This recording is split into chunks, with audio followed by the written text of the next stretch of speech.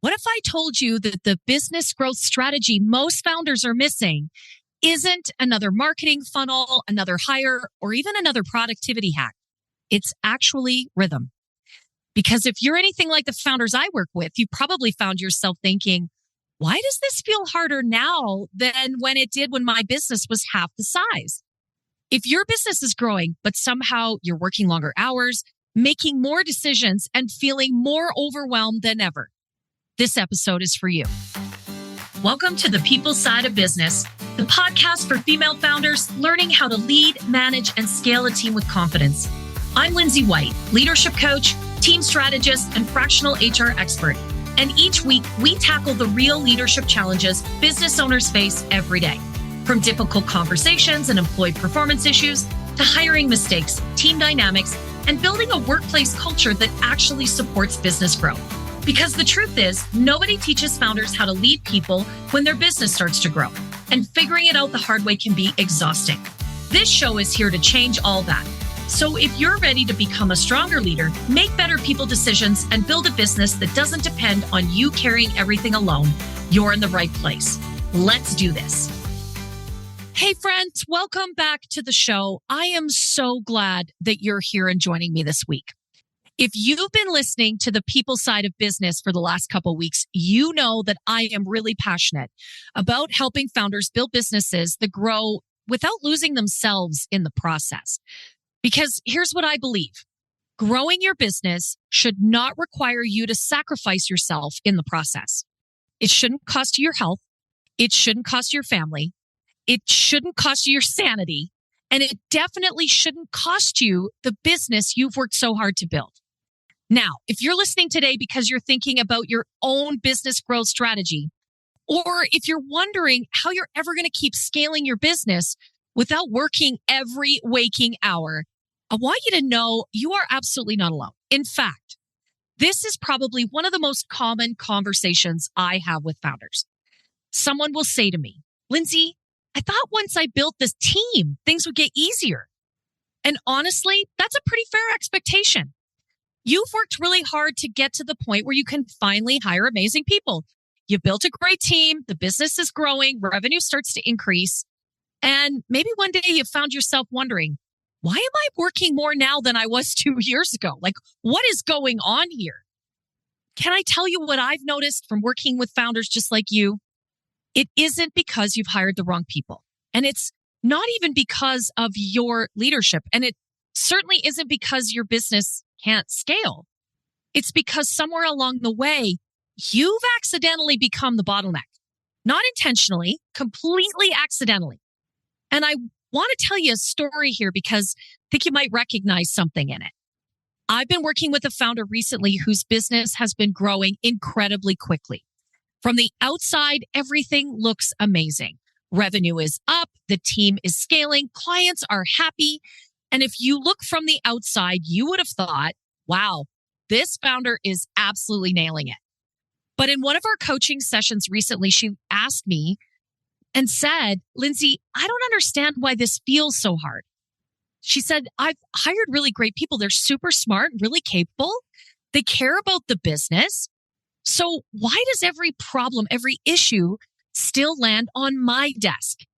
And honestly, that's a really good question because she had done everything she was supposed to do. She hired, she delegated, she invested in the growth of her people. But every difficult conversation still came back to her. Every tricky decision, every approval, every can I just ask you something landed on her desk. And at one point, she kind of laughed and said, I think I've become the emergency department for my own business. And we both laughed because sometimes you just have to do that, quite frankly. But underneath all that humor was someone who was really exhausted and feeling very overwhelmed. Not because she's not capable, but because she cares.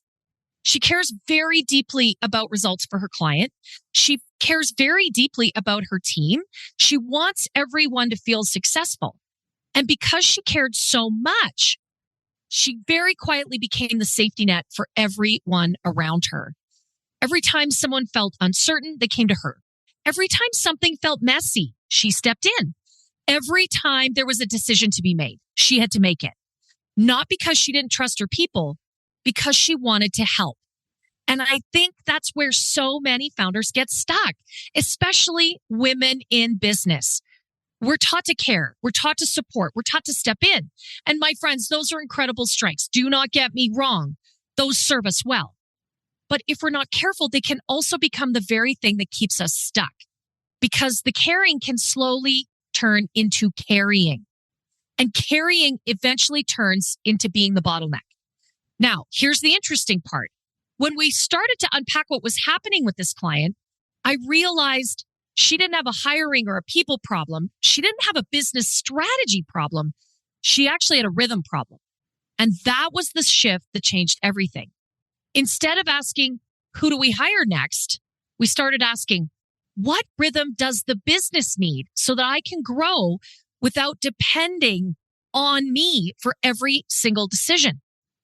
And that one question changed everything.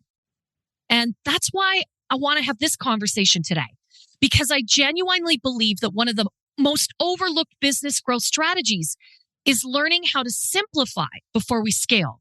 Not to simplify by lowering standards, simplifying by building rhythms.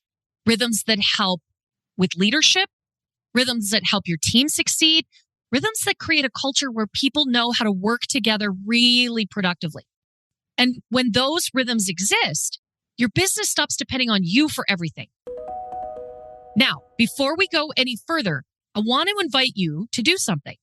I've created a free resource called the Resilient Rhythm Check-In, and you'll find it in the High Voltage Resource Library. I'll put a link in the show notes below. And as you're listening today, I want you to think about your own business. Where are you leading from rhythm? And where are you leading from hustle? When this episode is finished, you go download it. And I think it's going to give you a really clear picture of where your biggest opportunity is. So first, let's start with the leadership rhythm. Because if you want a high-performing team, you need to be a high-performing leader. And it's incredibly difficult to lead well when you're overwhelmed, exhausted, and making every decision by yourself. Think about your week for a minute. How much time is spent reacting, answering questions, putting out fires, jumping from meeting to meeting, responding to emails, making decisions that probably didn't need you to come in the first place? Now, I want you to ask yourself another question. When do you actually get to lead?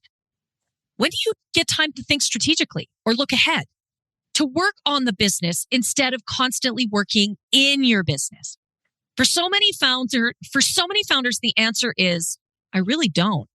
And my friend, that's exactly where the leadership rhythm begins.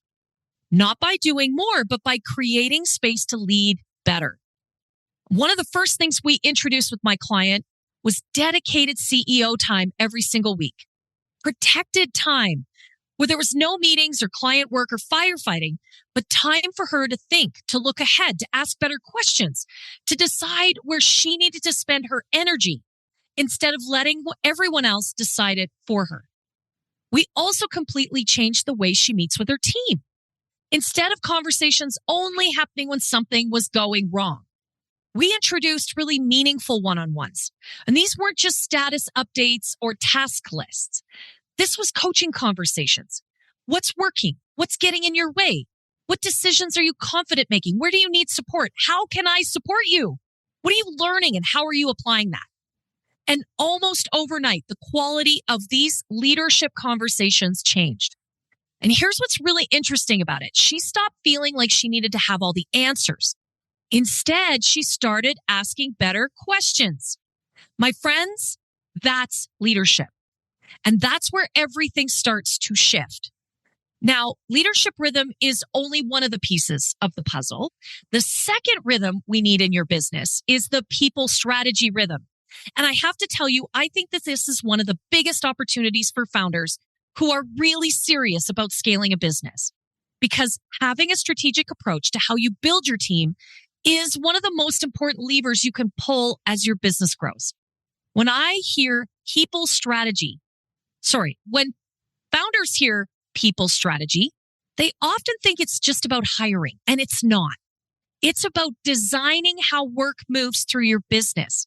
It's about making sure people know what they're accountable for, where they have ownership, where they can make real decisions, and where they need input and consultation. And just as importantly, where they don't. So let's think about last week. How many questions landed in your inbox or in your chat that someone else probably could have answered?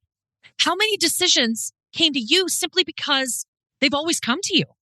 Not because your team isn't capable. Most of the time, it's because they don't yet have the clarity or confidence to really own the decision. And that's on the system, not the person.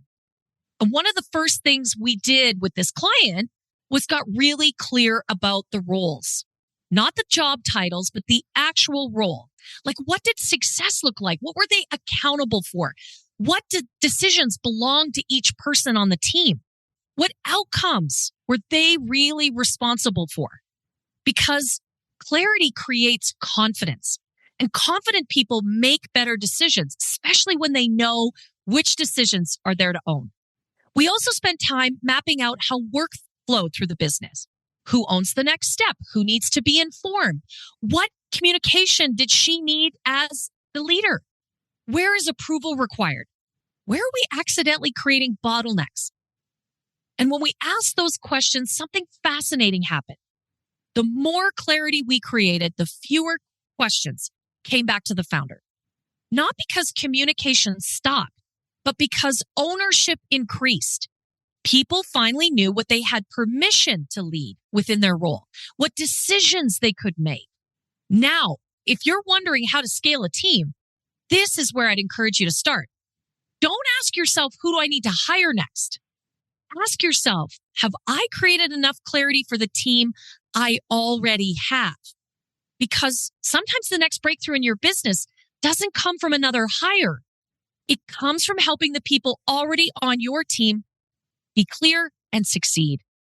And that's what a great people strategy does. It creates confidence, it creates ownership, and it gives the work somewhere to land that isn't on your desk. Now let's talk about the third rhythm. This is your culture rhythm. I think culture is one of the most misunderstood words in business. When I say culture, people often picture Friday drinks, pizza parties, ping pong tables, free coffee. Now, I'm not against some good coffee, my friends, but that's not culture. Culture, very simply put, is how we do our work together. It's the behaviors people can count on. It's how decisions get made. It's how feedback is given. It's how conflicts get handled. And it's how people show up, especially when things get hard. You've probably